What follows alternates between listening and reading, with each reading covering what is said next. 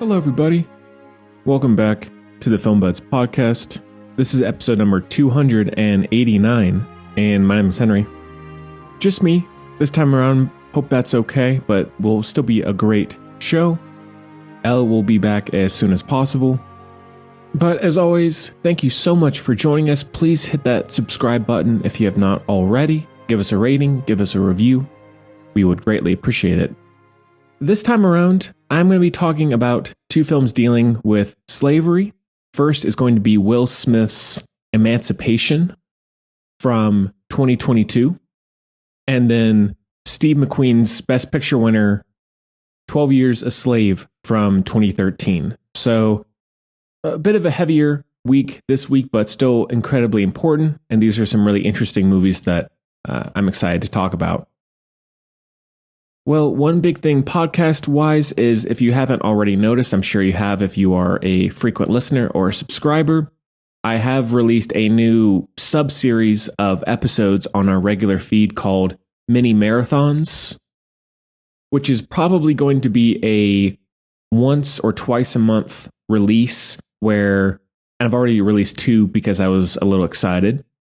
It's going to be 5 mini episodes or mini chapters released all at once, and they will each be talking about a certain genre or style of movie. So new films, classic films, foreign films, documentary, you name it, it's going to be in there. And so I figured there are a lot of one-off movies that I don't really have a chance to talk about otherwise, or I have to talk about in a very informal fashion. And I figured, hey, let's find a way to cover some more ground. And they're very short and sweet. They're edited in a way where you can listen to all 5 episodes without stoppages. There's no music, no video clips, no nothing. It's just chapter 1, chapter 2, chapter 3, etc. So check that out. And I think they've already been fairly popular, checking our stats over the last couple of days. So thank you very much for doing that. And if you have recommendations, suggestions about what you want to see reviewed, tips on how we can improve that series, please let us know via the contact information in the show notes,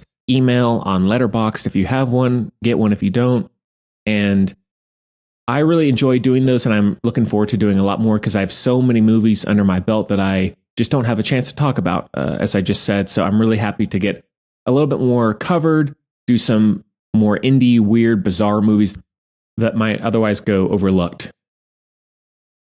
Well, other than that, not a whole lot else going on. I'm on a bit of a vacation right now, which is nice. So getting a little bit of a break, catching up on sleep, doing some Film Bud stuff. So it's been a lot of fun, a nice little change of pace from things.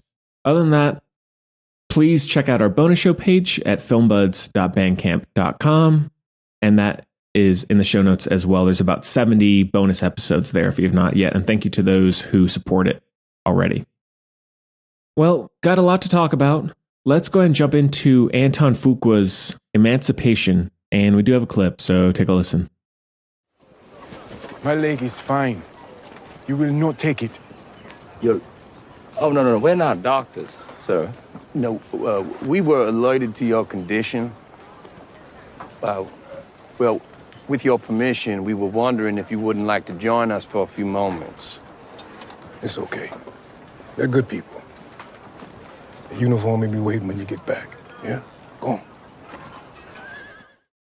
All right. So as I said, Emancipation came out in 2022 through Apple TV, directed by Antoine Fuqua, stars Will Smith, Ben Foster, Charmaine Bingwa.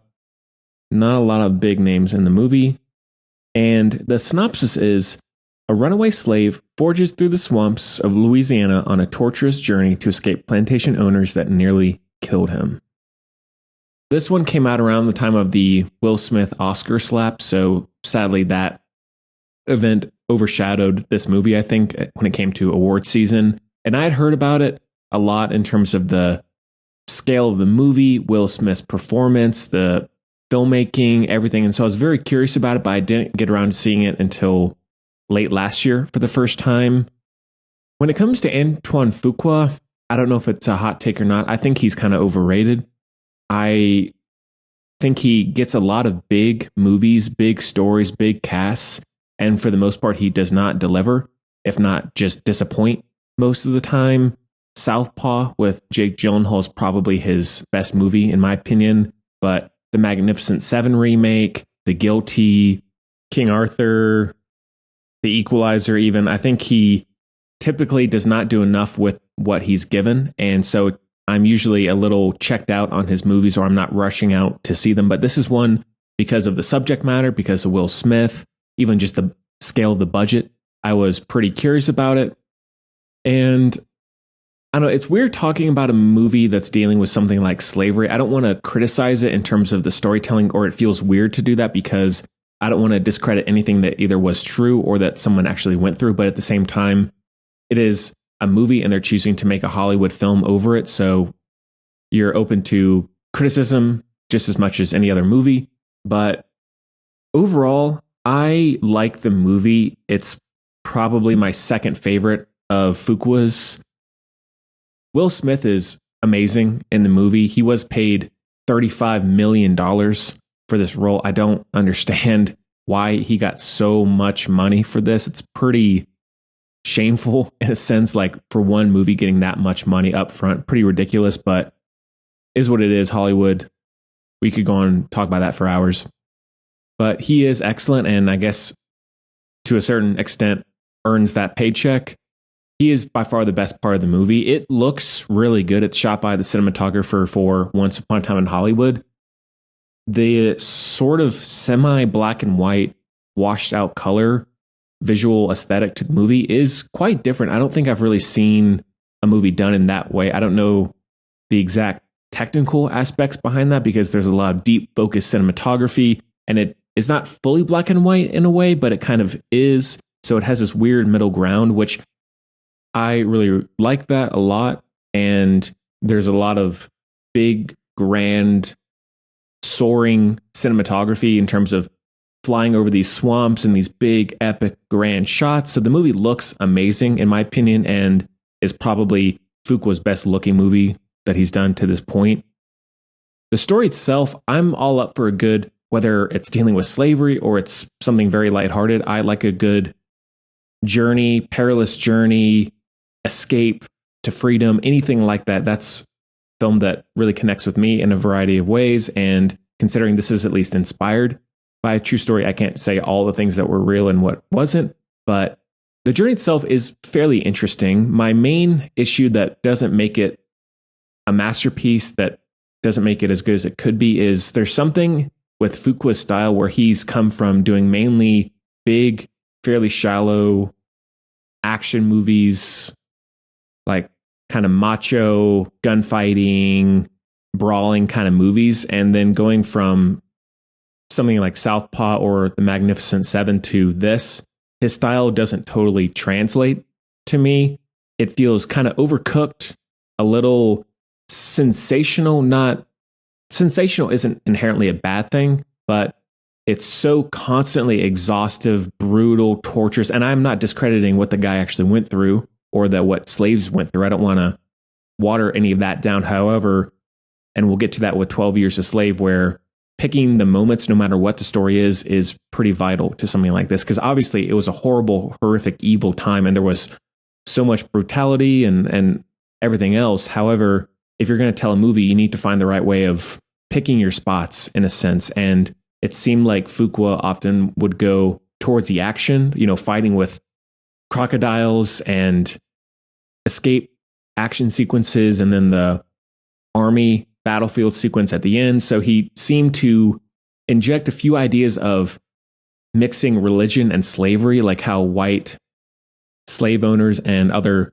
white people involved with slavery saw themselves in terms of, like, Ben Foster's character refers to himself as God, basically. And that's interesting in terms of how people during that time viewed themselves, as evil as it is. It's still an idea, and you get an understanding in terms of a historical perspective. But Fuqua felt like, to me, he would inject those ideas to make it a little bit more complex and resonate more, and yet he jumps away from all that stuff really quickly. And there's not enough in the script. There's not enough time in the story to really sit with those ideas, think about them, contemplate. It's more so, all right, here's this quick little conversation with the white slave owner, and then big action sequence, escape sequence, gunfight, whatever. And so, not that that makes it a bad movie or that it discredits some of the things that are in it. However, by the end, it's so constantly in your face, sensational, violent, and brutal that the ending, which I won't spoil because it's not that old of a movie, the ending feels sort of false in terms of what we just went through.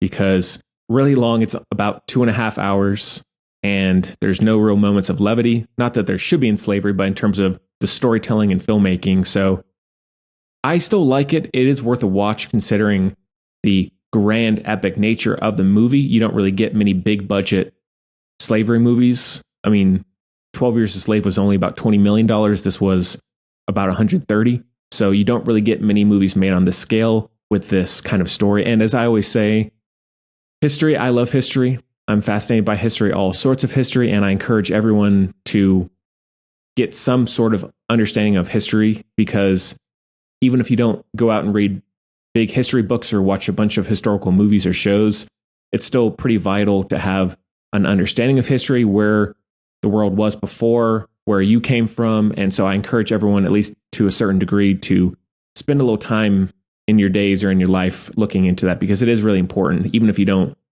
find it fascinating or love history like I do. But other than that, good performances, good score. It's never really boring, I found. It was always moving because it is this escape.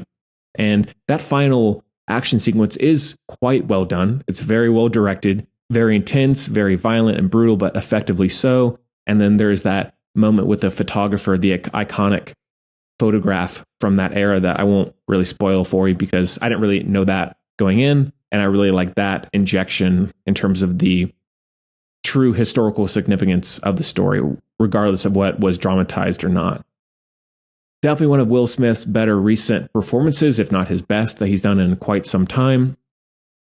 I wouldn't be against Anton Fuqua doing more movies like this. However, even with that being said, I typically would rather someone else tackle a movie like this because he doesn't have the finesse of Steve McQueen or other people who have done stories like this. He's too focused, it seems, on the big, the epic, the action, not the heart, the stories, the ideas. So check it out. It's a drainer for sure. That one is a 3.5 out of 5. All right, well, let's get to Steve McQueen's 12 Years a Slave from 2013, and do have a clip as well. So take a listen. Hey, Bass. Oh, no. No shame in taking respite from the heat. Drink, shade. It's ungodly for travelers, party or otherwise. And what's funny? Epps, I merely mean to finish the work at hand, as requested, and as paid for. Something rubs you wrongly. I offer you the opportunity to speak on it. Well, you ask plainly, so I will tell you plainly. What amused me just then was your concern for my well-being in this heat, when, quite frankly, the condition of your laborers. Condition of my laborers? It is horrid. The hell? It's all wrong, Mr. Epps. They ain't hired help. They're my property. You say that with pride. I say it as fact. All right. As I said, 12 Years a Slave came out in 2013, directed by Steve McQueen. And this did win Best Picture, as I mentioned. Stars Chiwetel Ejiofor, Michael Kenneth Williams, Michael Fassbender, Brad Pitt, Dwight Henry, Lupita Nyong'o, Sarah Paulson, Benedict Cumberbatch, Paul Dano, list goes on. And the synopsis is, in the antebellum United States, Solomon Northup, a free black man from upstate New York, is abducted and sold into slavery. Well, when this one came out, it was a huge hit, both critically and financially, and went on to do quite well at the Oscars. And talking about Best Picture winners, which, in my opinion, most Best Picture winners are not deserving of that. It's usually more for an agenda or whatever it might be. So most Best Picture winners, I understand why they do certain things, but I think of all the Best Picture winners over the last decade or so, this is probably one of the more deserving ones. I think it is really quite good. And obviously the historical significance is there as well, but it is genuinely a good movie to me. Before I knew Steve McQueen was doing this movie, I was already a big fan of his. I love, and still love, Shame with Michael Fassbender, and also his first movie, Hunger, also with Fassbender. I think both are amazing, and I was really excited to hear that he was doing a movie like this, and the cast as well, really pretty A-list. And I think it is one that everyone should watch. It's not one you want to rewatch very often, or if ever. I've seen it probably 3 times over the years. Obviously, it's very, very draining. It's horrifying and disturbing and evil, but it's also a story of true, unbelievable courage by this Solomon Northup, because of he got tricked one day by these 2 white men and then woke up in chains and was sold into slavery, and that was it. It's quite a good movie, as I was alluding to. It's very well directed. The sentimentality there that maybe got more of the Oscar votes or whatever, I see that, and yet it's not really a big thing for me. I think some people criticize the movie for being Oscar baity. I don't really get that. Maybe there are certain elements of that, but I think it's very minor, if at all, and everything in the movie feels very authentic, especially coming from someone like Steve McQueen. He's a very, in my opinion, having seen all of his movies, very authentic, very grounded, very restrained, very caring about telling the right story and in the right way. Chiwetel Ejiofor, I don't believe I'd seen him before this. He is incredible, of course. And the whole cast, Brad Pitt is amazing in this. In his sequence towards the end, I love that sequence, both the writing and his performance. That is one of my favorite parts of the movie. He is great in little minor roles like that. Of course, he's great as a leading man too, but he's very, very good in this. Michael Fassbender is unbelievable. This was really during Michael Fassbender's prime. He's come back a little bit with The Killer, but 2011 through maybe 2016, 2017 was prime Michael Fassbender, and he has so many great movies and so many great performances in that time, and this is one of his best, if not his absolute best. And his scenes with Lupita Nyong'o, who she is amazing in it, and this was really her breakout role. She's gone to do a lot of great things. The whipping sequence towards the end, where he's screaming like an absolute madman, is unbelievable in terms of performance, and incredibly brutal, of course, and don't want to watch it, but in terms of filmmaking and evocative power and performance, it's one of the most powerful parts of the movie. Solomon's journey, and also goes with the script and the direction. And I read the book before I saw the movie, and the book is excellent. Similar to Emancipation, it is a journey film, so it's not stuck in one place for too long. And with a story like this, with the tone, with what's going on, that's a good thing, because you're never really settling down too much, just as Solomon did it. And you see so many different facets of the slavery world in that time, and the different perspectives, both people who were slaves, but also on the opposing side as well. It's all very, very upsetting, of course, and yet there's still a lot of really touching, thoughtful, beautiful moments. As beautiful, not in the sense that it's nice to watch, but it's visually, it looks great, and the score is excellent, Hans Zimmer. And going along with the pacing and the storytelling, each plantation that he goes to is very different, because like there's the one with Benedict Cumberbatch and Michael Fassbender, Paul Dano. So you get some breaks in terms of the brutality, which is what I was saying with Emancipation, where there wasn't a break. Because in this, for example, there's the Benedict Cumberbatch character, and that has one of the most heartbreaking moments of the entire movie, where he's the quote unquote nicer slave owner, and he gives Solomon a violin and says, "Hey, play for us, instead of working out in the fields. Here you go." And Solomon is like, "Oh, wow, I'm going to get to play music again. How nice. This is such a kind person," I guess, as much as it can be for a slave owner. But then Benedict Cumberbatch says, "I'm sure you'll be entertaining us for many years to come," or something along those lines. And so it's like, okay, cool, I'm getting to play music again instead of working out in the fields. I'm getting a little bit of humanity here, but oh wait, I'm doing this as a slave, and I'm not going back to my family. I'm going to be playing music, which I love, but for a plantation and for slave owners. So that's a really come to reality moment where he's thinking, oh, nice. Oh, wait. So I really think that's very powerful. The sequences and conversations with Paul Dano and Solomon are excellent.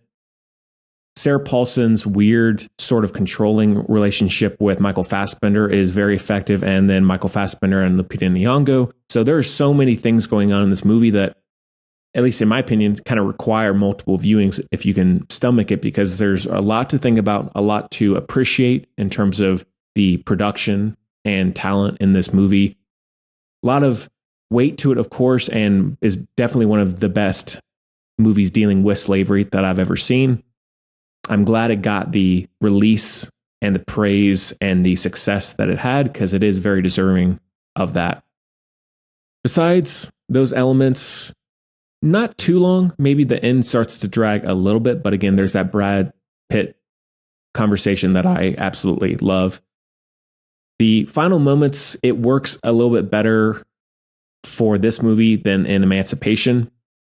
And especially since this is coming from his memoir, and at least maybe I'm wrong here, but I think it's correct. This is a little bit more true to form, true to life than Emancipation is, where this is more based on a true story and Emancipation is inspired by, quote unquote. So definitely check it out if you have not seen it yet. Got to be in the right mood. And I would highly encourage you to read the memoir by Solomon Northup. It is really fascinating and not too long. It's pretty brief, but really powerful and very emotional. And yeah, that is a 5 out of 5. All right. Well, with that done, let's end off with picks of the week. I got a couple of things to mention here. First, I watched the Christmas slasher film Better Watch Out. I had heard about this movie, I think 2016 is the year it came out. Could be wrong there, but I think so. I had heard about the movie over the years, saw it a lot on Letterboxd. It was sort of a cult favorite that I gathered, and finally was in the right mood to watch it. I was in a R-rated Christmas movie mood, and I'll get to another one in just a second. I thought, and I see that there are polarizing reviews for this movie. I thought this movie was horrible. I could not think of another movie in a long time that I hated more than this one. I thought it started off pretty well, where it's dealing with this babysitter taking care of this young boy, and the boy has a crush on her. And then it looks like it's going to be a R-rated Home Alone Christmas Invasion movie, like horror movie though. And I was like, okay, I'm in for that. Cool. And I was really, really enjoying it for about 20, 30 minutes. And even though it's a handful of years old, I won't spoil it, because the twist towards the end of the first act is a big, big reveal, and it changes the whole tone of the movie. That's a spoiler on its own, I guess, but I won't say anything more than that. After that part of the movie where a certain character changes and there's other characters injected, I was loathing this movie. The lead performance is so unlikable, unfunny, annoying, grating, frustrating. Everything you could be negative about this character, I thought. And I'm fine with, no matter the age of the person, there being a violent, sadistic, psychopathic character, especially in a slasher movie like this. I'm fine with that. I don't mind that person being either a background character or a lead character. I don't care. But that performance, and it's partly the writing too, I hated. I could not express how much I did not like watching that performance. And it's so in your face all the time that I was really disliking it. And the rest of the movie, there is a little bit of justice, I guess, towards the end, but it's too little, too late. The movie isn't really violent or gory enough to be, wow, like this is a crazy gore fest Christmas horror film. Nope, it's not really done well in that way. It's not well written in terms of emotion, character development, ideas. It's not fun. It's not funny. It's really bad. I would like to hear some reviews of people who did really like it. I'm up for a movie like this. As I said, I like cult films. I like slashers, home invasion, weird, over the top, violent, whatever you want to call them movies. But I really could not stand this film. And so I would steer clear, in my opinion. Maybe that's a hot take again. I don't know. Sorry. But I was so checked out and ready for this one to be over. Then I also watched another R-rated Christmas movie, which is Silent Night from 2012, and this is pretty B-movie slasher. It's about a killer Santa and very low budget, very low level quality, I guess. Not to say that's inherently a bad thing, but I did like it more than Better Watch Out. That's something. Not a great movie overall. I don't know if I'll give it a pass. It is so ridiculous at times because there's this killer Santa on the loose, and Malcolm McDowell is in this in a very funny role. The rest of the cast, not so good, but I think the idea of a killer Santa is quite entertaining, and we could use more of those, to me, as weird as that sounds, but not that well directed, not that gory, but at least the kills and the gores were more interesting than in Better Watch Out. And it's so bad at times that it is good. It's one of those. Still not one I would ever feel the need to rewatch anytime soon. And if you like weird, low budget slashers, you could do worse, but it was not a best of that genre or anything like that. So just be aware. Still entertaining. Still got some good kills and some good one-liners and all that. Just not an amazing movie for sure.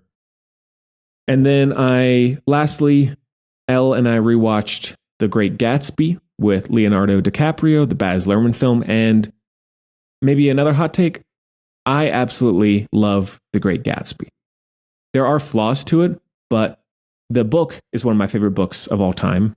DiCaprio is amazing. Tobey Maguire, Carey Mulligan, Joel Edgerton. I think the movie looks incredible. The only thing I don't like is the Baz Luhrmann trope of injecting modern like hip hop and rap and other styles of music into period films like this. It doesn't really work. So that would be one of my only complaints. But otherwise, stylistically amazing. The story itself, the core story of The Great Gatsby, I am incredibly drawn towards and emotionally attached to every time I watch either the movies or read the book again. I am obsessed with The Great Gatsby story and the character of Gatsby. I love that world and those ideas and that optimism and hope that he showcases throughout the story. But it's got a great balance of good comedy, good drama, really sad moments, the blowout sequence, if you will, in the hotel where DiCaprio screams in Joel Edgerton's face is unbelievable in terms of performance. And I'm kind of like waiting for that moment to happen because it's an amazing, call it overdone, but performance wise, it's pretty unbelievable in terms of that sheer anger and violence in his expression and his physicality. It's a really amazing piece of acting, in my opinion. So worth a watch if you have not seen it. Has a lot of great elements, and I'm a big, big defender of The Great Gatsby. Always will be. All right, well, that is about it for the show. Next week, Hope and Elle will be back. Stay tuned on that. Be flexible. Sorry that we go back and forth a little bit. And please make sure to check out the first 10 chapters of the mini marathon, which are now up on the regular feed. They are really fun, short, sweet, no-nonsense episodes, and they cover a lot of different movies, so please check that out and let us know what you think of them in whatever way. Follow us on social media at FilmBuds, me and my wife and co-host Elle on Letterboxd. Email us, let us know what you'd like to see reviewed, less of, more of, say hi, anything like that, and please subscribe, rate, review. We really would appreciate it, and thank you to all those who have been tuning in recently. We've been getting a big jump yet again, so really do appreciate that. Well, as always, thank you very much for joining us, and we'll see you next time.